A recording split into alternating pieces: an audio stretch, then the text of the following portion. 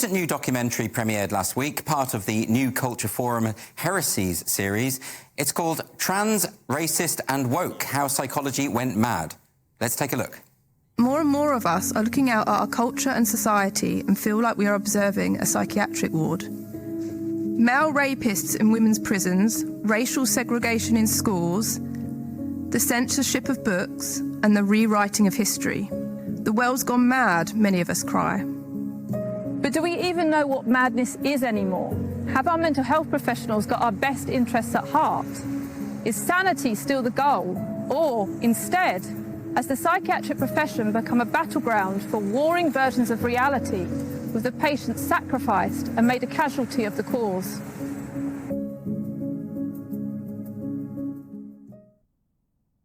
Now, that film was written and presented by Amy Gallagher, who joins me now. I'm also joined by Dr. Carole Sherwood, who is about to launch her Save Mental Health campaign. Welcome to Amy and Carole. Amy, I want to start with you. You presented this film, you wrote this film, but you have an interesting backstory. Now, you have been on this show to explain it, but perhaps you could explain it again. You were training as a psychotherapist. Yes, I'm a mental health nurse and I was training as a psychotherapist at the Tavistock and Portman. I was in my final years of training as a psychotherapist.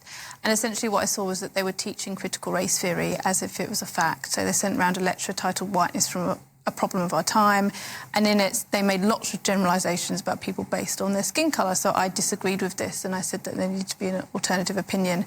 And what followed I could never have predicted, but it was like 2 years of bullying, victimisation, telling me that I'd been inappropriate, that I shouldn't enter the profession, and eventually they stopped me from my clinical work, so I'm still kind of essentially cancelled from the profession. That's quite astonishing. I mean, so they were, at one point, correct me if I'm wrong, but they were effectively saying that unless you as a white person admit that you are racist, you can't be a psychotherapist. Well, they're essentially saying that you can't disagree with critical race theory, which is what you've described. So I was advocating for the colourblind approach to race, which is that not judging a person by the colour of their skin and treating everyone equally. And they said that that was discredited and outdated and that I needed to be on board with their ideas.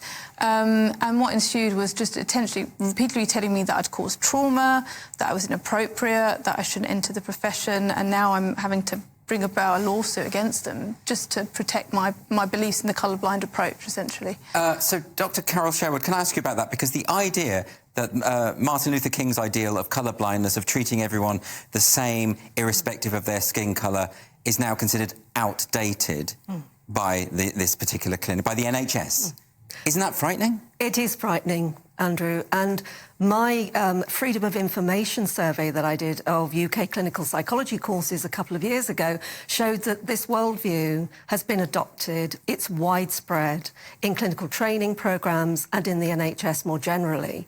And so it's a real concern that the future generation of therapists are being trained to see the world through identity politics. Now, how would that affect a patient if they're talking about privilege and obsessing about privilege, and a patient is white, and they encourage them to focus on that when they're suffering from all these other forms of trauma?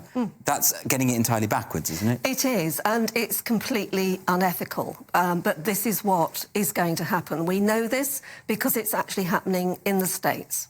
Yes. So you will be a straight white man going for help. Perhaps you're really depressed and anxious about losing your job. And what you will be told is, well, what can you expect? You are a straight white man. You are at the root of your own problems. You're patriarchal and you're a racist. How is that ethical? I mean, this is unbelievable. So, I mean, the idea that it's so deeply embedded that they're going to promote this divisive idea within the NHS, I just think is absolutely shocking. What is their defence for this, Amy? What are they suggesting? What's their side of the story? Well, as I explore in the documentary, what happened many years ago was that there was a fusion of psychoanalytic ideas with critical theory, which is a Marxist project. So what we've seen is that there's been a politicisation of psychology in general. So they really believe this. They believe that the answer to all of our problems is a kind of a communist revolution, that they're true believers in that sense, and there's no arguing with them otherwise. So they believe in things like unconscious unconscious bias. So if you disagree, for example, I disagreed with the concept of white privilege. So they would argue that I'm disagreeing because of a psychological defence mechanism that means that I don't want to admit my own racism. That's the kind of argument that we see with people like Robin DiAngelo or critical social justice psychologists or psychotherapists, that if you disagree with an idea, it's not because you thought about it rationally and logically and you've looked at the evidence and you've come to a conclusion, it's because your unconscious doesn't want to admit certain things. So what we're seeing is a weaponisation of psychology and psychological concepts more broadly for political gain, essentially. That's how I see it. And Carole, I mean, the way that that's been outlined is absolutely chilling, because we see this now in all areas of life, where you are expected to be politically in lockstep to whatever the authority figures within any given institution believe. What happened to diversity? What happened to living in a plural society, in a liberal society? Exactly. And what we're finding, certainly with training courses, is that the trainees are expected to conform to this worldview. If any of them try to speak up, they're silenced, they're told they have privilege and they must shut up. And so they're not actually getting a proper training. They're actually downgrading expertise. They're told we are going to be non-experts. Lived experience of mental health is considered more important a quality to have in order to work with people with mental health problems than having expertise. Well, you wouldn't want to go and see a surgeon, would you, who actually said to you, well, actually, I don't aim to be an expert. It has consequences. It's an equivalent, isn't it? Absolutely. It is. So, Amy, you thought of making this documentary, and how did this come about? Yeah, so I did an interview with New Cultural Forum about what happened to me in my legal case over a year ago now, and I've sort of been involved with them going forward, and they offered me the chance to do a documentary. I guess what I wanted to pose as a question was how, in the last 10 years, we've seen more and more increasing conversations about mental health. We see a kind of therapy speak dominating our culture. We're always talking about psychological concepts and so on, and yet we don't seem to be getting happier. And if anything, our society seems to be getting a bit madder. I mean, we're seeing, in terms of free speech, which is something I know you care about strongly, we're seeing kind of weaponisation of psychology, where if you disagree with someone, you will be told that you've caused them trauma, or they need a safe space for psychological harm, or they need trigger warnings to prevent themselves from experiencing psychological harm.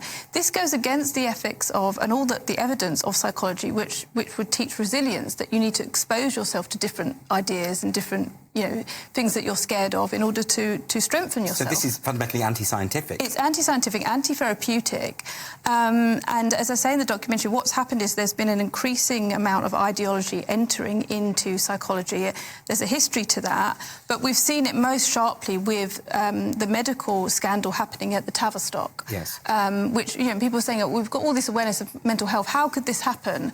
And my documentary tries to explain that, essentially. I understand. Now, Carole, so you're starting your own campaign. This is your Save Mental Health campaign, which is obviously related to these issues. Can you tell us just a little bit more about that? Yes, indeed. It's an alliance of psychologists and psychotherapists, researchers and academics, and we're all sharing our concern about the madness that we're seeing in our professions, and we want to actually restore some sanity to mental health care. And so we want to actually make public our concerns. We have some really troubling stories of what is happening in the professions, so we want to make those public.